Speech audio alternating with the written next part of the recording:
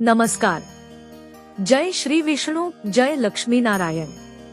आज आपण चातुर्मासाच्या पवित्र काळात महिलांनी भगवान विष्णूची कोणती पूजा, सेवा, जप आणि व्रत करावे याची सविस्तर माहिती जाणून घेणार आहोत. हिंदू धर्मात आषाढ शुक्ल एकादशी, देवशयनी एकादशी पासून कार्तिक शुक्ल एकादशी, प्रबोधिनी एकादशी पर्यंतचा 4 महिन्यांचा कालावधी चातुर्मास म्हणून ओळखला जातो. या काळात भगवान विष्णू योगनिद्रेत जातात असे मानले जाते. त्यामुळे जप, दान, पूजा, व्रत आणि सात्विक जीवनाला विशेष महत्त्व आहे. भाग 1. सकाळची पूजा 5 मिनिटे. ब्रह्ममुहूर्तात उठावे.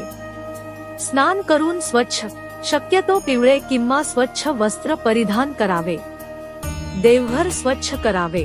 भगवान विष्णू व माता लक्ष्मी यांची प्रतिमा किंवा मूर्ती स्थापित करावी. तुपाचा दिवा लावावा. धूप, अगरबत्ती अर्पण करावी. पिवळी फुले, तुळशीपत्र आणि नैवेद्य अर्पण करावा. पूजा करताना नमो नारायणाय या मंत्राचा किमान 108 वेळा जप.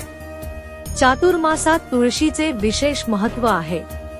रोज तुळशीची पूजा करावी. सकाळी पाणी अर्पण करावे. तुपाचा दिवा लावावा. तुळशी प्रदक्षिणा करावी. श्री विष्णवे नमः म्हणत नमस्कार करावा. तुळशी भगवान विष्णूंना अत्यंत प्रिय असल्यामुळे तिची सेवा पुण्यदायी मानली जात. महिलांनी कराव्याच्या सेवा.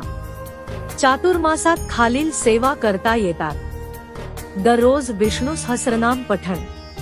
भगवद्गीतेचे 1 प्रकरण वाचन. श्रीमद्भागवत श्रवण. नमो भगवते वासुदेवाय मंत्रजप. एकादशी व्रत. गरिबांना अन्नदान. गाईला चारा देणे. पक्ष्यांना धान्य टाकणे. गरजूंना वस्त्रदान. मंदिरात सेवा. घरात सात्विक वातावरण ठेवणे. राग, मत्सर आणि कटू वाणी टाळणे. सात्विक आहार घ्यावा. शक्यतो कांदा-लसूण टाळावा. खोटे बोलू नये. कोणाचाही अपमान करू नये. आईवडील व गुरूंचा आदर करावा.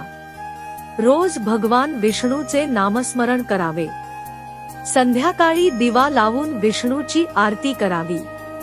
श्रद्धेने पूजा व सेवा केल्यास परंपरेनुसार मनाला शांती मिळते. घरात सकारात्मक वातावरण निर्माण होते. भगवान विष्णू आणि माता लक्ष्मीची कृपा लाभते. आध्यात्मिक प्रगतीस मदत होते. दान, जप आणि भक्तीमुळे पुण्याची वृद्धी होते. हे लाभ श्रद्धा, सात्विक आचरण आणि नियमित साधनेशी जोडलेले मानले जातात. समारोप 2 मिनिटे. चातुर्मास हा आत्मशुद्धी, भक्ती आणि सेवाभाव वाढवण्याचा पवित्र काळ आहे. महिलांनी श्रद्धेने भगवान विष्णूची पूजा, तुळशी सेवा, मंत्रजप, विष्णू सहस्रनाम, भगवद्गीता वाचन आणि दानधर्म केल्यास हा काल अधिक अर्थपूर्ण ठरतो. जय श्री लक्ष्मीनारायण. जय श्रीहरी.